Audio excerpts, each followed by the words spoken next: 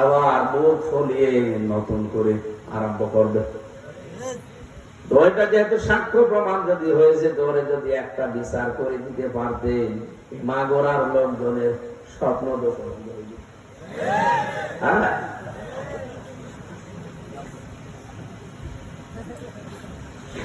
গ্রামের লোকজনকে বললাম যে যাই হোক ফতোয়া দিলাম, কিন্তু এটা আবার করতে চাইেন না, কারণ দেশে কোরআনের বিচার নেই।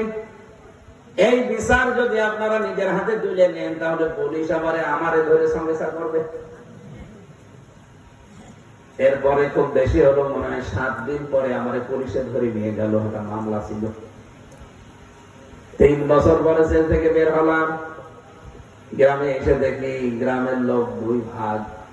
এক ভাগ আছে ওই মহিলার সাথে, ওর কাছ থেকে টাকা পয়সা নেয় খায়, আর আরেক দল আছে নামাজ কালাম নিয়ে আসে।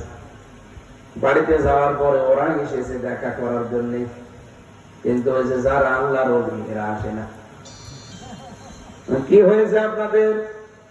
আমার সরাসরি মুখের উপরে বলে ফেললো যে না, তোমার ওয়াজ শুনবো না, আর কোনদিন দেখা করতে পারতাম না। কেন, কি এত অপরাধ? আমার ফতোয়া দিতে পারো, দেখাতে পারো না?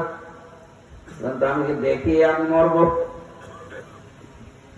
ওই দিন থেকে রাগ হয়ে গেল, ঠিক আছে আর ফতোয়া বাংলাদেশে আমরা দেব না, এবং ফতোয়া যা দেব ওইটা আপনাদের দেখাবো।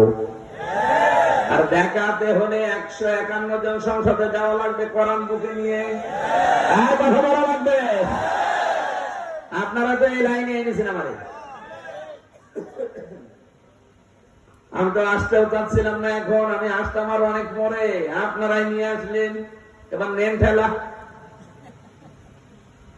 পাগলকে যদি বলা হয় নৌকা নাড়াবি না, ও বলে আমার মনে ছিল না।